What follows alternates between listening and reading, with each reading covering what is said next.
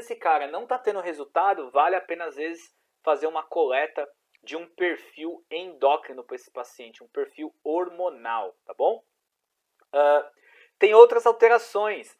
Você vai ter alteração da T3 e T4, né? Eu comentei isso ontem. Lembra que eu falei que você pode ter hipotiroidismo induzido pela internação, induzido pela doença crítica? Se você tem alteração de T3 e T4, você pode ter hipotiroidismo. Se você tiver hipotiroidismo, você vai ter um problemaço no seu metabolismo. Você começa a perder muita massa muscular e ganhar gordura. Então o paciente, quando ele interna, ele sai mais leve da UTI, ele sai mais magro, mas ele não perdeu gordura, ele perdeu massa muscular. Os pacientes perdem em torno aí de 18% de massa muscular para mais durante as suas internações, tá? Então não é legal. E aí é pior ainda, cara, galera, sabe por quê? Porque esse cara, além dele ter alteração em T3 e T4, ele tem outros problemas. Ele tem liberação de mediadores inflamatórios pela doença crítica, ele tem falta de nutriente, porque muitas vezes ele está em jejum prolongado na UTI para algum procedimento, ou porque está chocado, né, o paciente está chocado, e ele tem hipóxia tecidual. E aí não estou falando só de hipoxemia, estamos falando de hipóxia no tecido, nas células, tá? Hipoxemia é uma coisa, hipóxia é outra.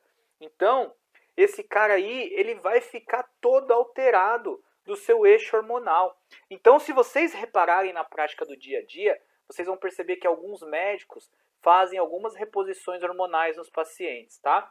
Principalmente também faz reposições de vitaminas, faz um monte de coisas com esse grupo de pacientes para você melhorar esse estado. E não adianta ficar socando T3, T4 só para repor. Você precisa fazer uma avaliação do perfil hormonal, verificar o que está acontecendo, tirar o problema de base para depois você começar a trabalhar o que você vai repor ou não. Professor, para eu entender essas anormalidades hormonais, eu preciso ler o que, por exemplo? Você precisa ler artigo científico, é óbvio, mas se você quiser, por exemplo, ter um aparato dessas alterações hormonais, leiam estudos que falam de esteroides anabólicos, de usos de esteroides anabólicos. Esses estudos eles falam muito sobre essa alteração do eixo hormonal dos pacientes. E o eixo hormonal se altera tanto para o cara que toma esteroide como para o cara que está na doença crítica. A diferença é que um está se alterando por excesso de hormônio e o outro está se alterando por falta de hormônio, tá?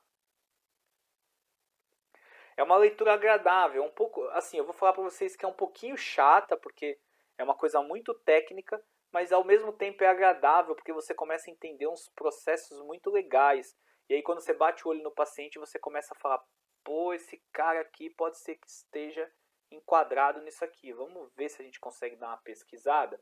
Então vale a pena. Ó, então assim, quando os pacientes são tratados em unidade de terapia intensiva por várias semanas, eu vou ler só esse trechinho, tá? Eles recebem nutrição interal ou parenteral completa.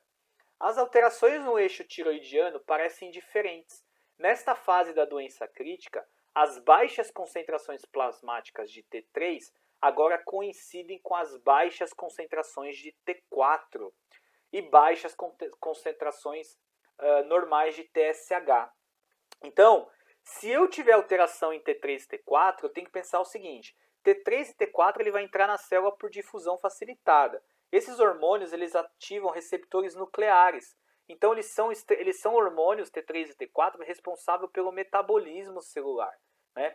Então, e eles são responsáveis pela mitocôndria, em aumento de tamanho e de número. Então, se eu tenho alteração em T3 e T4, eu posso estar fazendo fisioterapia no meu paciente, prescrição clínica de exercício, treino de funcionalidade, mas ele não vai responder, ele não ganha muita força. Por quê? Porque ele não tem mitocôndria. Porque a T3 e T4 dele está alterado, ele está com hipotiroidismo, induzido pela doença crítica. Quem é o cara que tem hipotiroidismo? É aquele cara gordinho, ele engorda, ele perde massa muscular. O cara que tem hipertiroidismo, ele é magro, magrelão, né? Então, quando você pegar um cara com hipertiroidismo, vocês vão perceber que o cara é magro, né? Se vocês conhecem alguém assim, comparem. né? Se você conhece alguém com hipotiroidismo, verifiquem. Acima do peso, ganha peso fácil, está sempre fadigado, está cansado, não tem ânimo para nada, são alterações do hipotiroidismo. Testosterona. Testosterona e cortisol também é uma coisa importante, né? Durante a doença crítica, o cortisol ele vai dar energia extra para os nossos órgãos, tá? Só que o cortisol altera o metabolismo de carboidrato, de gordura, então ele retarda o anabolismo. Sabe um paciente que tem muito cortisol, o paciente que tem diabetes, que geralmente tem alterações endócrinas induzidas, que induzem o diabetes, né? O cara tem muita liberação de cortisol na corrente sanguínea, esse cara começa a produzir um quadro de diabetes descompensada muitas vezes. Por quê? Porque você tem alteração no metabolismo de carboidrato, de gordura e de proteína. Você retarda o anabolismo, né? Você não consegue fazer o uso adequado desses macronutrientes, né? Mas o cortisol também tem um problemaço para o nosso paciente crítico, porque ele vai reter líquido intravascular, né? Então, retendo líquido intravascular por estimulação aí de vasopressores, de catecolaminas, de angiotensina 2, esse paciente aí vai ficar com bastante líquido aí intravascular retido, e aí esse cara vai ter extravasamento do terceiro espaço, vai ter instabilidade hemodinâmica, e além disso, né, o cortisol ele tenta impedir uma ativação da cascata inflamatória. Ele, ao mesmo tempo que ele tenta te ajudar, ele te prejudica, né? Então a gente tem que lembrar o seguinte: o anabolismo ele é feito pela testosterona e o catabolismo ele é feito pelo cortisol. O cortisol ele é bom, ele não é só ruim, mas ele em excesso é péssimo.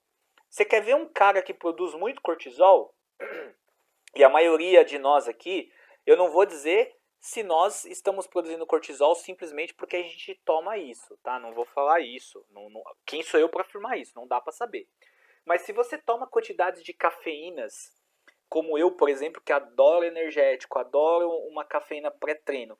Se você ficar tomando doses de cafeínas muito grandes, acima de 400, 500 miligramas por dia, né, você corre sérios riscos de ter muita liberação de cortisol.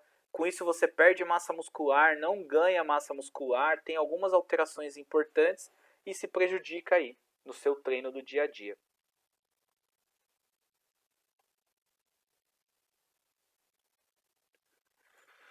Aí continuando aqui.